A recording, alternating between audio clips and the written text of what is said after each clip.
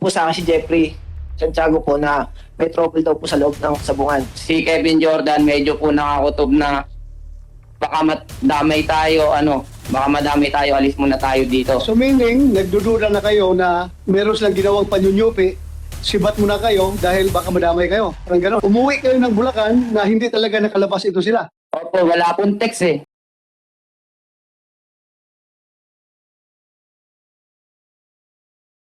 Bayad na daw po. Bago pa lang daw po pumasok, nakapagbayad na. Okay. So pagkatapos noon, Yun na po huling tawag niya, sir. hindi ka nag-attempt na tawagan siya uli. Tinatawagan po, patay na yung cellphone. Patay ng cellphone. So, hindi ka nagdududa kung may nangyari sa kanila. Hindi ka nag-aalala. Hindi pa po, gawa nga po ng baka hindi wala pa po hindi rin po kasi ko ganun kaano sa sabong eh. Online lang po ako, tumama lang din po ako sa kanya kasi nakilala ko nung mananabo. Sige, ikaw. Iniisip ko po kasi, sa traditional sabong po, hindi po sa e-sabong, at traditional sabong po, ang tinatawag po, pag na-hold ka po, is i-hold ka ng management, ito turn over ka po sa police. Kasi sa traditional sabong po, yung hindi po e-sabong, ganun po ang ginagawa. Ihuhulihin ka ng management para i-turn over ka sa police. Yun lang po ang iniisip. Kung gusto ng management na kasuhan, ito naman talaga sa pulis. Yun lang po ang inaasahan ko sa kanila. Kaya nag-antay po kaming matapos hanggang alas 9. Kasi bilang kasama ko po talaga si Nerio, mananari ko po, matagal ko nang kasama, ayoko rin naman pong iwanan at nahihiya ko sa pamilya. Di nag-antay po kami hanggang alas 9. Tinawagan ko pa po ng bandang alauna ng madaling araw. Nag-ring yun. Tapos patay na po. Dahil nandun rin po kami sa part ng Laguna. Sabi ko doon sa mga kasama ko po, antay tayo ng alas 9 ng umaga. Para kung kasi alas 9 ng umaga, lalabasan sa bungan yan. May tendency tumawag na sa atin yan. O nandito kami, nakahuli kami sa polis kasi nagka-trouble kami. Yun po inaasahan namin tawag sa kanila. Tapos pumunta na po kami doon nung umuwi po kami ng Bulacan, pumunta na po kami sa magulang mismo ni Kay Daniel Bohol para sabihin niya nangyari. Pero alam na po nila yung nangyari. Kasi nakapag-chat na daw po yung si Kay Daniel Bohol dun sa kapatid. Ito yung case number 5. Gerald Ignacio, Jericho Ignacio, Luel Oropesa, Jeffrey Santiago. Kayo pong lahat, salamat po. Pakitaas po yung kanang kamay. Do you swear to tell the truth, the whole truth, and nothing but the truth in this investigation? Sige po, makakaupo na po kayo. Sige, sinong gusto mauna magsalita? Jeffrey Santiago o Gerald Santiago? Magkapatid kayong dalawa? Ay, Ignacio pala sa Santiago. So, mauna muna ito. Ignacio. Sige, go ahead po. Ako po si Gerald Ignacio na kasama po ng mga nawawala na sina Kel Daniel Boal, Glenn Hermar, Buddy, Mark Joseph Ignacio, tsaka si Roy po. May 11 po, nag-aya po si Kel Daniel na para po magsabong sa Santa Cruz, Laguna po. Noong Mayo 11 po. Pumunta po si Glenn Hermar po sa compound po namin ng mga 9 a.m. po ng umaga. Tapos po, sumunod po yung pinsan ko pong si Mark Joseph Ignacio po, na dumating po doon sa compound po namin. Sumunod naman po dumating po si Kiel Daniel po. Tapos po, nag-aya po silang pumunta ng Santa Cruz, Laguna po. Ngunit po, wala po silang makasama para po pumasok po sa loob ng sabungan po. Kaya po, yung Mark Joseph po, tinawagan po si alias Buddy po, tsaka si Roy po para sumama po sa loob ng sabungan po. Kami naman pong tatlo nila, Lowell Oropesa, tsaka Jericho Rosales, inaya rin po na sumama po para sa kanila. Kaya po kami nasama nung araw po na yon. Doon po kasi sa compound na yun, doon po kami nakatira eh. Okay. Tapos po, bumiyahe na po kami sa papuntang Santa Cruz, Laguna. Dinaanan po namin po si alias Buddy po, papuntang Santa Cruz, Laguna. Tapos habang bumabiyahe na po kami, papuntang Laguna, hindi po namin alam kung saan po yung sabungan ng Santa Cruz, Laguna, cockpit po. Si alias Moy po, may tinatawagan na nandun po sa Santa Cruz, Laguna na naglaban po ng manok para malaman po kung saan po yung sabungan po sa Santa Cruz, Laguna. Si ano po yun? Yung Dondon po. Yung Dondon Catays po. Tinawagan niya po. Kasi daw po, naglaban daw po doon yan sa sabungan. Sino tinawagan? Si Dondon po. Ni Kiel Daniel po. Dondon? Opo. Sino Dondon? Yung Dondon Catays po. Ikaw? Opo. Okay. Tapos? Tapos po, nakarating po kami sa Santa Cruz, Laguna cockpit po ng bandang 3 p.m. na po ng hapon. Pagdating po namin doon, bumaba po kami. Sabi ni Kiel Daniel, kumain muna daw po kami ng lunch. Pagdating po namin po doon sa karindira po sa labas.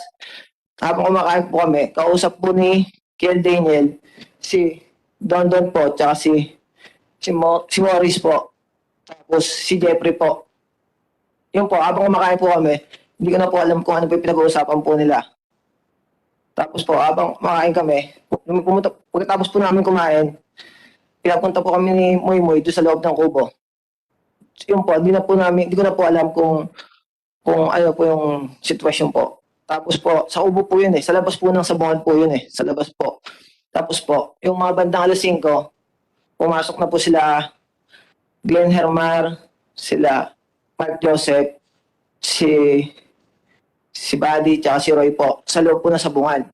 Kami pong tatlo, naiwan po sa kubo po, ni Jericho, tsaka ni Lowell Oropesa po, sa labas po ng kubo. Yung 5 po namin kasama, pumasok po sa pinakaloob ng sabungan po. Kami po, sa labas lang po. Kasi nga po, utusan kami po pag kailangan po nila ng pagkain.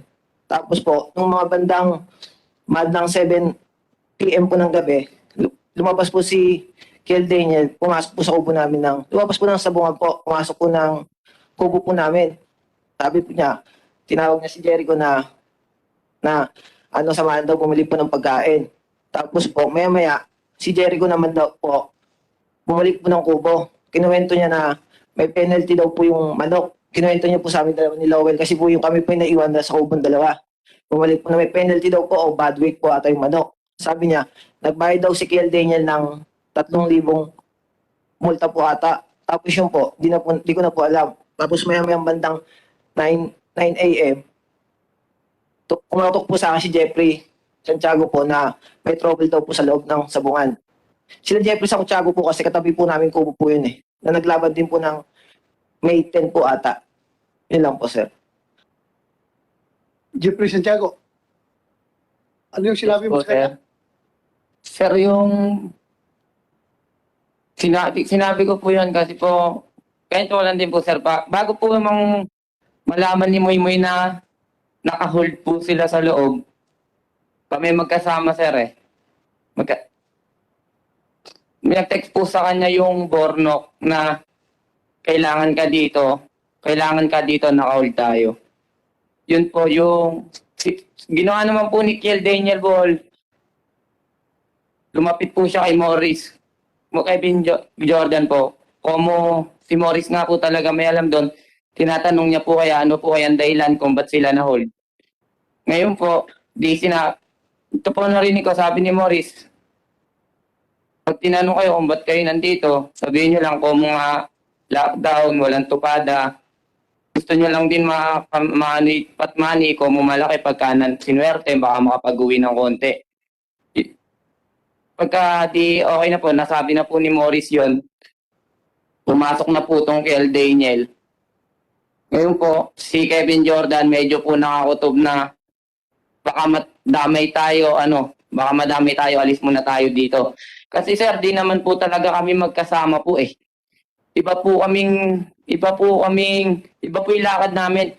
May 10 po ng umaga, umalis kami sa amin. Sumama ako kay Morris magsabong. Pero, sandali ikaw ay taga, saan ka? Pulumbuhangin din po, sir. Ha? Pulumbuhangin po, Santa Maria. Santa Maria, Bulacan. Opo. Lahat itong nawawala, si Mark Joseph Ignacio alias Bornok, si Glenn Arsen Germar, Ronaldo Agandiano, Narciso Nerio Anticristo at Kill Daniel Bohol. Opo. Lahat sila ay taga Barangay Pulong Buhangin, Santa Maria, Bulacan. Ang kakilala ko lang po dun, sir, si Bornok Mark Joseph, Kel Daniel, Glenn Arsen po. Kilala ko rin po. Yun lang po kakilala ko dun. Yun ang kilala mo. Opo. So si Kill Daniel, tinex siya o tinawagan ni Bornok na punta ka dito dahil may problema tayo. Opo. Ang akala niya lang po noon, parang galing nga po sila ng penalty. Kung pumalapit na yung pantatlong laban nila, inisip niya po, baka mali na naman daw po itimbang ng manok penalty. Kaya po nagtanong, si Moy po kasi yung Kel Daniel po kasi sir, ngayon lang din po, unang laban po nila noon, wala rin pong alam talaga eh. So, anong nangyari nung pumasok si Kill Daniel Bohol doon sa loob ng sabungan? Nagaya po si Kevin Jordan na labas daw po muna kami, layo lang kami ng konti. Kung sakali mang baka magka-trouble, madamay pa kami. Ikaw, gawa po na hindi naman po sa akin iba tatlo, sir. Talaga makakababata ako naman po. So meaning, nagdududa na kayo na meron silang ginawang panyunyupi, sibat mo na kayo dahil baka madamay kayo. Parang ganon. Sa akin po, sir, wala pa pong ano na ganun eh. Nagawa po ng si Morris nga po. Siya nga po sa bungero. Nakita kong aligagana. Parang kinabahan na rin po ako. Ngayon po, yung tatlo po, wala naman po talagang kamali-mali. Nasa ubo lang. Naisama lang daw po talaga sila eh. Sinama ko na rin po sa ban namin kung mumaluwag nga po. Sabi ko, tara, wala po kami sir, bala umuwi pa talaga nun. Hinintay pa po namin sila sa labas. Hinintay pa po namin yung text nila eh. Kasi nga po, baka po, trouble lang po nung sa kilo. Sabihin po nilang iniwanan po namin, ganun po. So, hinintay ninyo sila sa labas. Opo, inabot pa po kami ng magdamag, sir. Magdamag. Bago po kami umuwi ng Bulacan. Ano no? Bago po umuwi ng Bulacan. Umuwi kayo ng Bulacan na hindi talaga nakalabas ito sila. Opo, wala pong text eh. Wala kang text. Wala pong text kahit. Kaya po umuwi na po kami ng Bulacan. Missing na sila. Yun po. Pero confirm niyo na nandoon sila sa loob. Kasama niyo sila pagpunta doon. Sir, hindi po talaga naman kami po bukod po kasi yung laban namin, sir eh. May 10 po umalis kami ng Bulacan para lumaban. Kasama ko po si Don, Morris, Ricky, Nerio. Yun po ang kasama namin eh. Bandang alas 7 ng umaga ng May 11, tapos na po yung laban namin. Kumain kami, nagpahinga. Ngayon po, pahinga, nagising po kami alas 12. Ngayon po, tumatawag nga po yung may pupunta daw po sila, laban nila. Medyo po hinintay na rin po namin kung hindi nga po alam yun nagkakatawagan po sila. Ngayon po ang nangyari po, kaya parang nagkahintayan pa kami, sir. Yung mananari po nila walang lisensya. Yung sa amin po nahiram eh. Hiniram po nila si Nerio. Yung kasama rin po sa nawawala. Nerio Anticristo. Opo. Gaffer ito siya, Gaffer. Gaffer po. Gaffer. So, yun lang ang alam mo. Yun lang po. Ang nangyari po kasi sir, kaya po medyo mabigat po pakinggan ang nangyari po sa tatlo, nakatakas eh. Pero ang totoo po, nakauwi lang po sila kasi po nasa labas lang po kami. Umuwi lang po eh. Umuwi nga kayo na Opo. hindi ninyo nakita yung Yung tatlo, yung nawawala po. wala talaga. Wala po Hindi na talaga niyo makontak. nakakita sa loob. Wala akong alam sa pangyayari. Okay. Thank you. Sino pang next mo magsalita? Yeah, go ahead. Mr. Kevin Morris Jordan. Magandang hapon po. Salaysay ka. Nandito po kami para linawin lang po yung statement ng mga magulang nung nawawala. Saka para po maging klaro po dun sa mga nakarinig nung hindi tamang statement na binigay sa amin. Pwede mo ilapit sa Sige po, sir. microphone yung bibig dahil malabo. Ang statement po kasi niyan, sir, ganito po. May 10, lumaban po kami ng 3-star derby double entry sa Santa Cruz, Laguna. Nang natapos po yung laban namin, nakalabas po kami ng sabungan ng 9 a.m. Nang ng May 11. Nakalabas po kami. Tapos, bilang pagod po lahat po yan, nagpasya po kami magpahinga sa kubong inuupahan namin sa labas ng sabungan. Tapos po, pag nagising po kami ng mga after lunch, nung nagising po kami ng after lunch, tumawag po yung kay Daniel Bohol, kay Don. Tumawag po siya na, paano po punta ng sabungan? Nakalimutan ko na yung daan. Sabi niya kay Don. Di nung dumating po sila doon, inabutan nila kami, kumakain po. Nung inabutan nila kami kumakain, kinausap po niya yung dalawa, si Ipe, si Jeffrey Santiago po, sa si Don, na pwede bang kausapin namin si Morris? Ako nga po. Kinausap po nila ako. Ang sinabi nila sa akin, baka hindi kami makapasok kasi yung mananari po nila, yung gapper po, walang lisensya, saka yung tari po ay 6 na piraso lang po ata, or 7 piraso po yung tari. Eh di sabi ko, kasi pagkakain namin, uuwi na kami. Ano po yun, magti-3 na po ng hapon. Uuwi na po sana kami. Eh, gumagayak na po yung mga driver namin nung 3 ng hapon. Tapos, kinausap po pala nila yung mananari namin na si Nerio, na parang gusto mo sumama kasi magkakilala po yung Nerio sa Bornok. Kasi po, parehas na mananari po ng Santa Maria.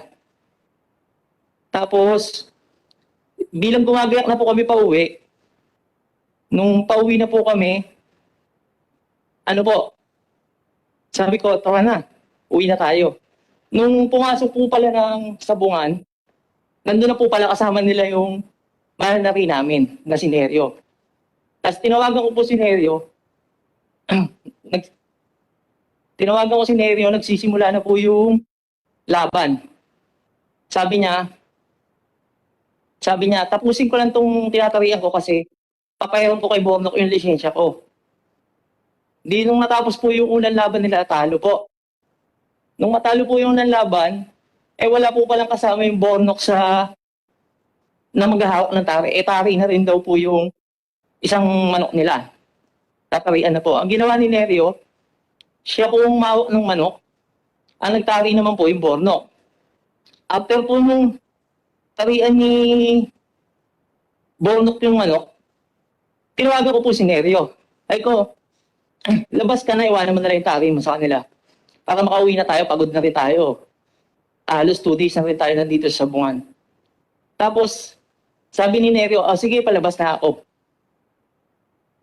Dinagantay po kami ng mga 30 minutes. Si kay Daniel Bull po pala, nasa labas. Kumain po.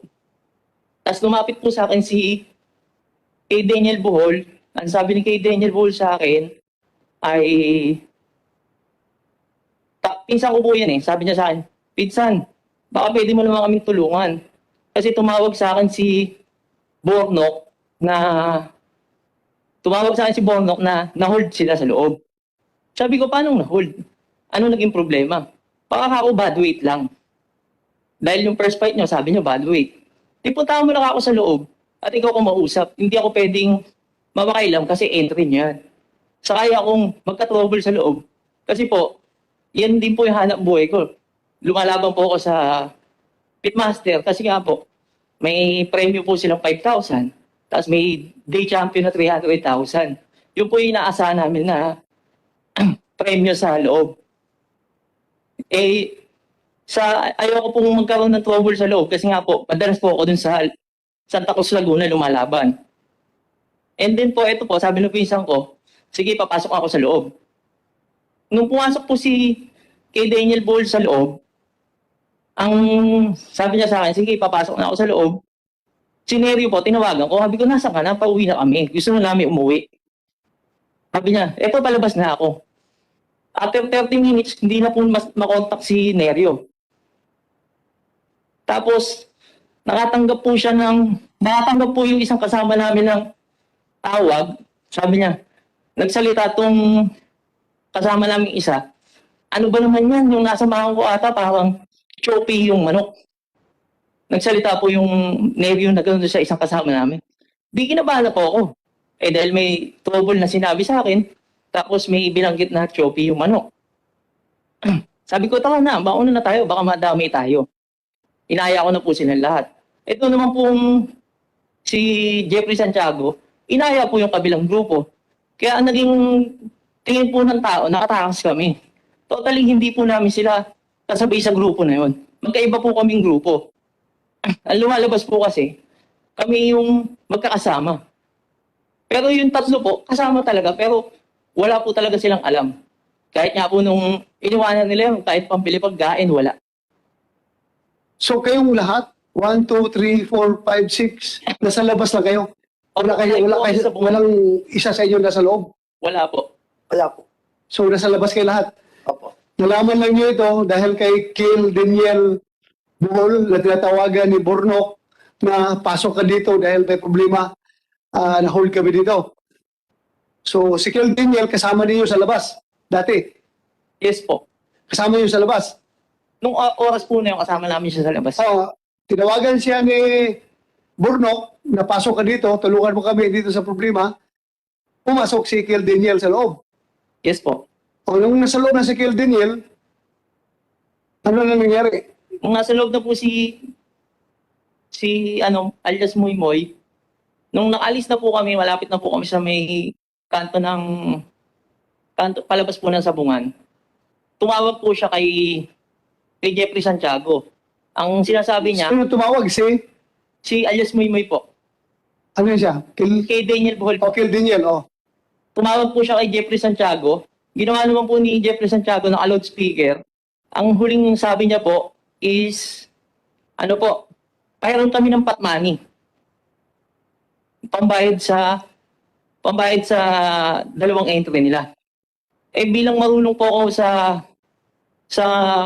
Santa Cruz, Laguna, hindi naman po sila dadayo ng Santa Maria, Bulacan hanggang Laguna kung wala silang dalawang pambayad sa pot money. Ba't sa amin sila mangungutang?